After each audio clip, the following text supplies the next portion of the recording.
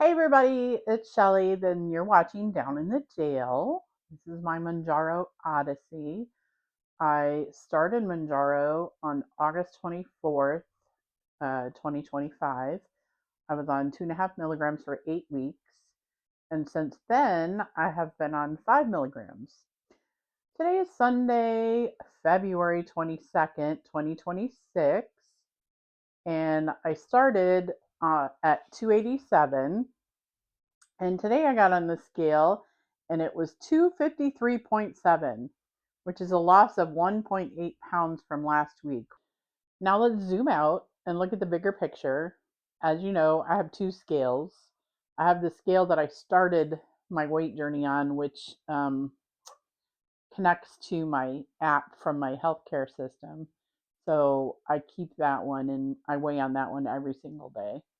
And then I also have a Renfo scale, which I got a month after I started. And that Renfo scale is always a little higher than my regular scale. I get on my Renfo scale once a week so I can check my numbers because that gives you all sorts of information and data. And it always, I have it comparing it to September 13th, 2025, which is when I got that scale. So let's see what it said today. Here's a picture, or here, one or the other. It's probably over here. I don't know. Here's a picture of what my scale said. My weight was 254. My BMI is 42.3. My body fat percentage is 57.5%, which equals 146 pounds of body fat. Skeletal muscle was 63 pounds, visceral fat 23, body water 29.2%, and my metabolic age is 67, which I'm 60 years old and 5'5" if I didn't say that. So let's translate this into plain English. The main driver of everything right now is body fat percentage. At 57.5%, that's what's influencing my visceral fat, my metabolic age, my lower muscle percentage, and even my body water. But here's the encouraging part. Even losing 10 to 15 pounds of body fat would significantly improve almost all those numbers.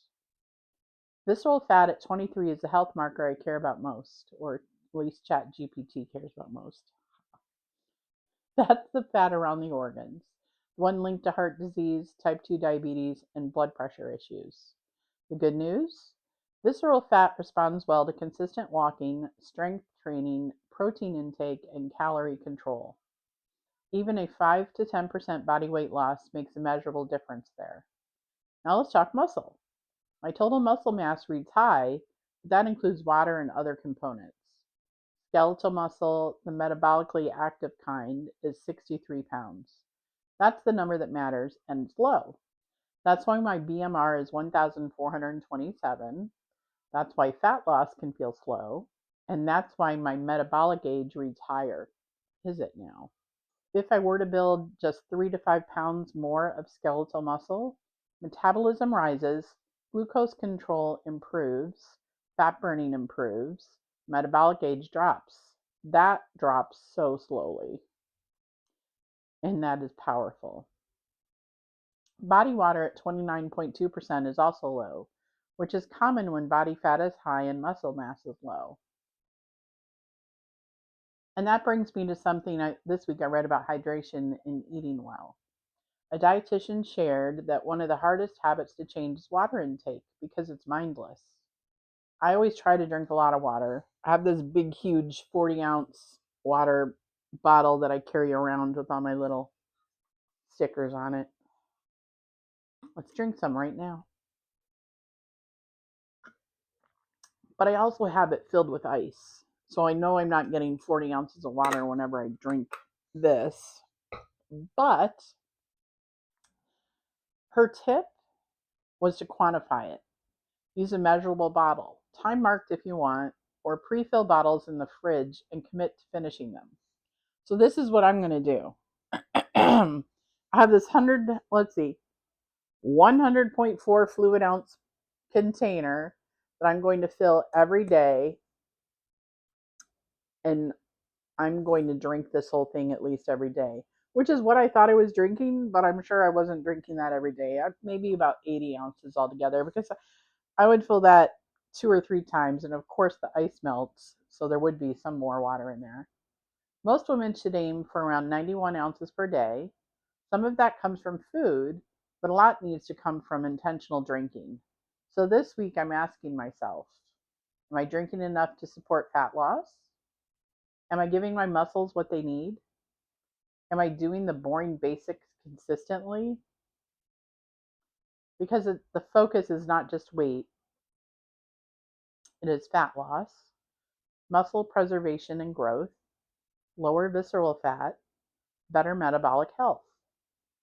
So here are my realistic 90-day targets: lose 12 to 18 pounds of fat, drop visceral fat 3 to 5 points, gain 2 to 4 pounds of skeletal muscle, raise body water into the 32 to 35% range. This is not hopeless. This is actionable. Week 26, down 1.8 pounds, eyes on the trend, not the noise.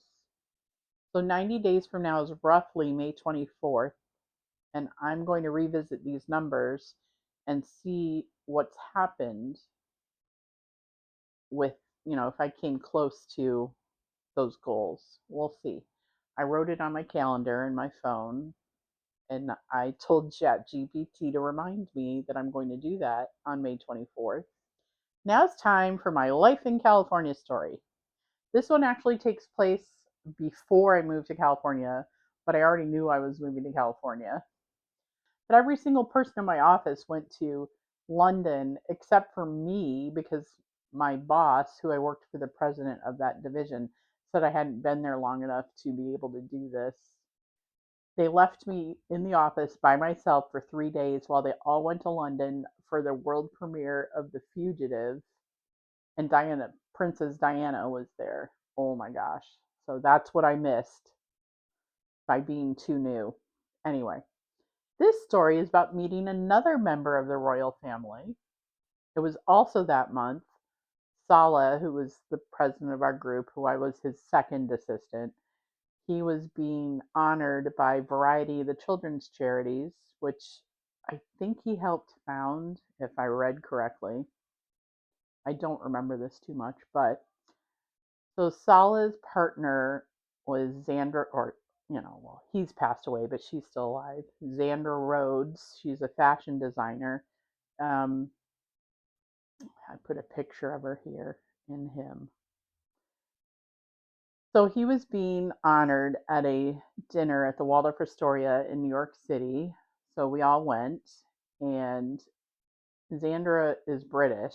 And if you are British and there is a person from the British royal family at your table, you can't leave that table until they do. So the person at the table from the British royal family was Prince Philip, who was the Queen's husband. So we went over to say hello to Xandra, and of course, she introduced us to Prince Philip, who was sitting next to her, and I was just kind of like, hey. It was really surreal. That's my that's really it. I mean, it wasn't much. Said hello, he said hello. We talked to her for a few minutes, and we left. There you go. This is a picture of Prince Philip and Sala at that event, which I had found online. So there you go. Not a California story, but a California adjacent celebrity story. Our royalty celebrities, who knows? Anyway, so this was my week 26 recap down in the Dale. 1.8 pounds down, feeling good. Nothing crazy this week. We got snow again today. Yay, my favorite. Like and subscribe. Leave me a comment. I think I'll leave a question down here. See if you can answer the question, if it's anything exciting. If you watched all the way through, put a little Prince crown in the comments. Have a great day. Bye bye.